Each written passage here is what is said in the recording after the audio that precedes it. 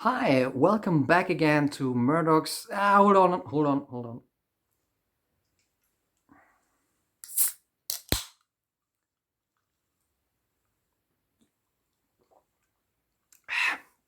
I see a little unconscious pattern emerge here. This is yet another album I talk about that was released in my birth year. Strange. But don't worry, this is not a new series I want to establish for the channel. Indeed, there is something else strange about today's album. On the one hand, it ranks as the commercially most successful release by the artist.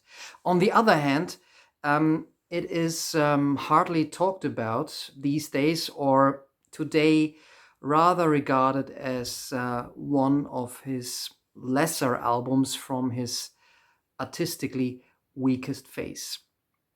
It's Jackson Browne's Hold Out, and all this makes it a candidate not only for music that was released in the year Murdock was born, but also for this.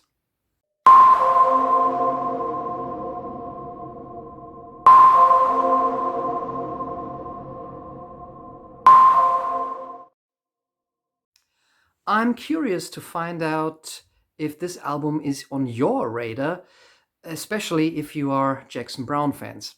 Before my 2 cents on it, let's take a look at where Browne's career was at in 1980. Clyde Jackson Browne was born in Heidelberg, Germany, where his dad was working for an army newspaper, but he grew up in LA, California. As a teenager, he already began writing songs even for other artists. In the late 60s, Browne first moved to New York for a short time, where he met Nico and the scene around Andy Warhol's factory, but then returned to LA to pursue a solo artist career in the fledgling West Coast singer-songwriter scene.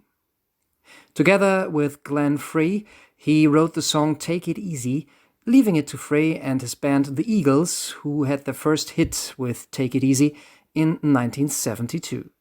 By that time, Browne had released his first own album, spawning the top 40 hit Doctor My Eyes. Backed up by LA session professionalists The Section, Browne developed a mostly laid-back rock sound with elements from American folk and country. His successful debut was followed by For Every Man in 1973 and Late for the Sky in 1974, which became a big success, once and for all establishing him as one of the great West Coast singer-songwriters. The follow-up release, The Pretender, from 1976, was an even bigger album, reaching the US top 5 and known for its title track. That year, however, also brought the suicide of Browne's first wife, Phyllis Major. Browne went on tour, maybe fleeing the grief, indulging in a more rock and roll lifestyle on the road. This, however, also resulted in one of his most popular albums, Running on Empty, which combined live performances of new songs with tracks recorded while on tour. Browne now was an acknowledged AOR star, but took a break. He became an anti-nuclear activist in the late 70s and only in 1980 released his next studio album, his sixth, called Hold Out.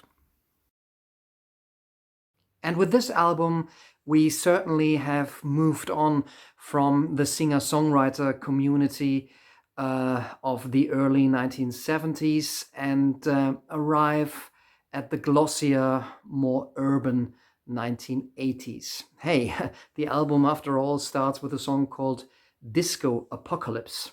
Ugh. Fans probably went back in the day, but followers of the deluded disco sucks movement do not find an advocate in Browne on this track. The song title is a bit misleading, in fact. There are slight nods to disco in the music, albeit this is mostly a mid-tempo AOR song. It describes people fleeing the weary drag of the city during the day to the flashing lights and the pumping music in the clubs where you hope to find love, at least for a few hours at night.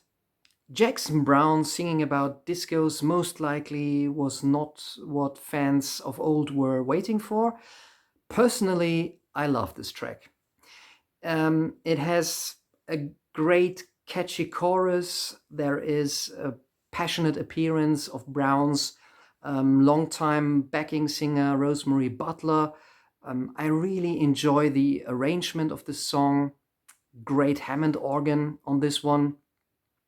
And with Disco Apocalypse, Jackson Browne tentatively modernized his sound for the new decade, dancing on the edge of time. A single sound that never ends, that die each night and live again.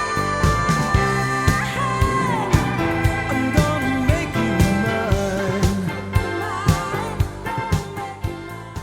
Hold Out, the next track, is your typical full-on American rock ballad with piano and organ, very 80s sounding. Lyrically, it's not without interest, though. It's written from the view of a man who knows about his failures and errors in a relationship. He is leaving, he knows he's messed up, he places his career over the relationship, and he knows that she is looking for something more in love, and he knows that she will find it somewhere else with somebody else. But this is also where the album gets a bit cheesy, sappy, and dripping with syrupy emotions. That's something we'll have to deal with later on again on the album. David Lindley is still on board, providing some very fine slide guitar on this track. The next song is That Girl Could Sing, allegedly dedicated to Browne's backing vocalist Valerie Carter, who also wrote her own songs and did some solo recordings. The song starts off like another piano-driven ballad, but then breaks into a more urgent chorus with power chords on the electric guitar and mild use of keyboards in the background, and that all makes for pretty solid 1980s pop rock. That Girl Could Sing also was quite a hit for Jackson Browne. It reached number 22 in the USA. Browne here fondly remembers a relationship with a woman who helped him through a hard time. So all in all, you could say this album is about Jackson Browne singing about women and how he did them wrong or declaring his love for them. It all sounds a bit cheesy coming to think of it. But this song has got something to it. I think it's quite enjoyable, actually. And the arrangement and the sound of it keeps it from remaining just a standard love ballad. You could hold it tight with all your might, but she'd slip through your arms like the wind and be back and fight back into the night, but you might never see her again. The longer I thought I might find her, the shorter my vision became. Closing off the A-side is the straight no-nonsense rocker Boulevard, the most rocking track I've heard from Jackson Browne. It is based on a simplistic but powerful guitar riff and features more lively singing from Browne. It turns away from the more personal and romantic themes and turns to young runaways in Hollywood instead. Boulevard is also Browne's biggest hit. It reached number 19 in the USA and number 4 in Canada. The track is unusually fast paced for a Jackson Browne number and more akin to maybe Bruce Springsteen or Tom Petty. But yeah, if you want a catchy rocker, this is certainly not the worst one you could choose.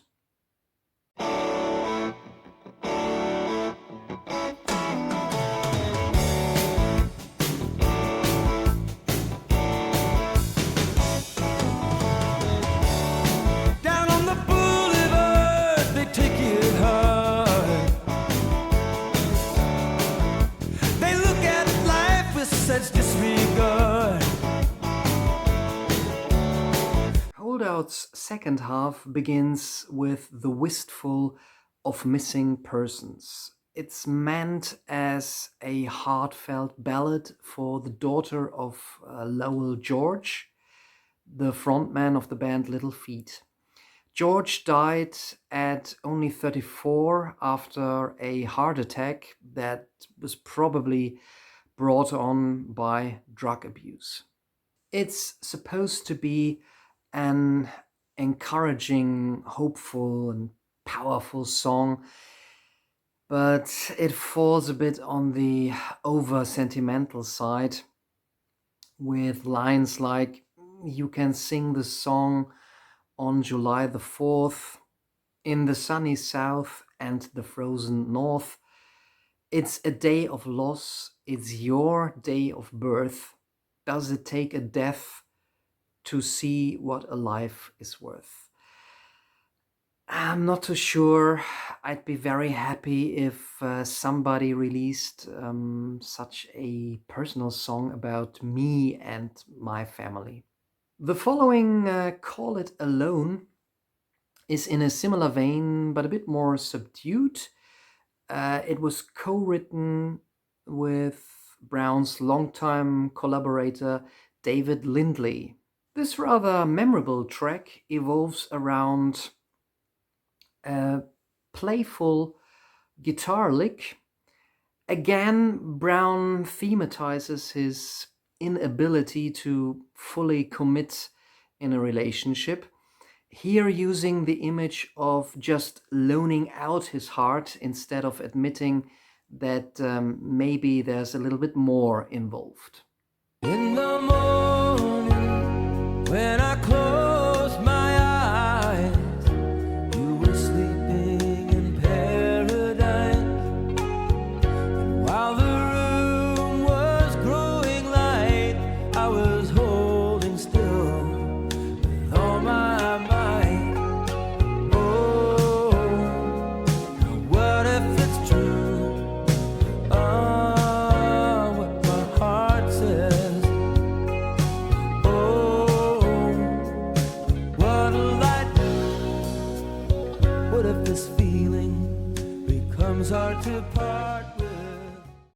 On side A, we already had Hold Out, but the climax of the album comes at the end with the song Hold On, Hold Out. Once more, Browne's piano is the instrument providing the basis for this, again, very emotional, personal power ballad, this time for Browne's future second wife. It's an anthemic and at times overbearingly cheesy and pathos-filled song, and Jackson Browne was not embarrassed to include a longer spoken word passage as the confession of his love. With a length of 8 minutes, it flopped as a single. And it is a strange combination of being very intimate and yet at the same time providing an almost uncomfortable, huge lighters in the air, stadium rock moment. I'm not really sure it works for me. It depends on my mood.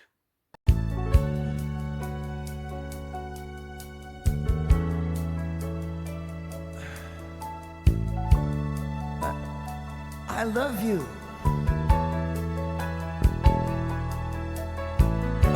Just look at yourself. I mean, what else would I do?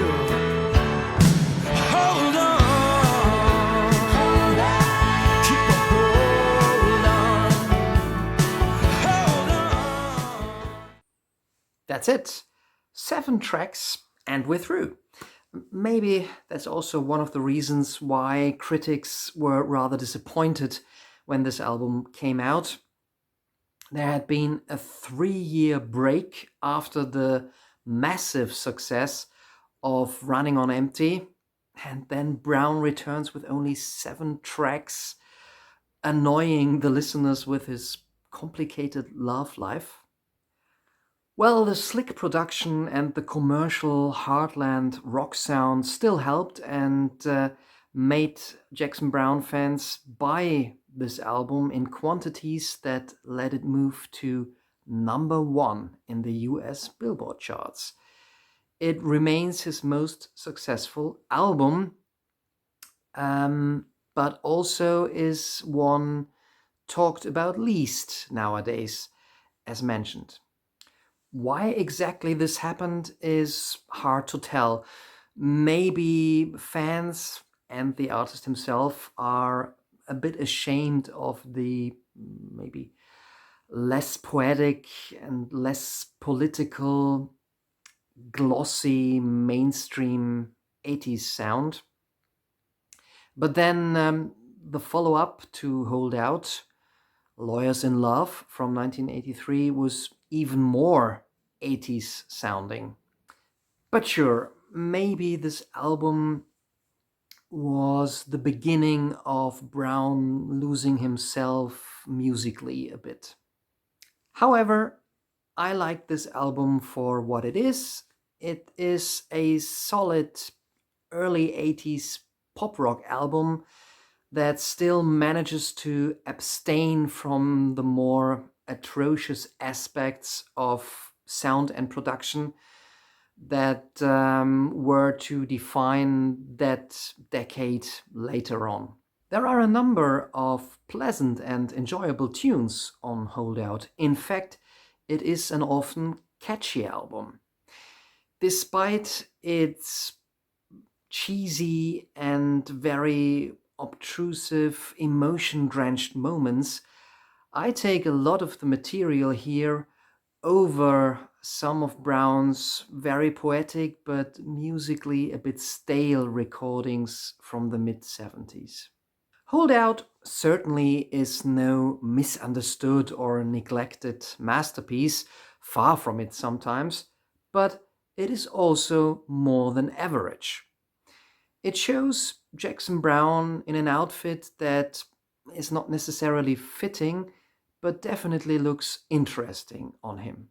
Go out and put this album on your radar. Let me know what you think of it or if you died in the disco apocalypse. Thanks, and see you again in the next video.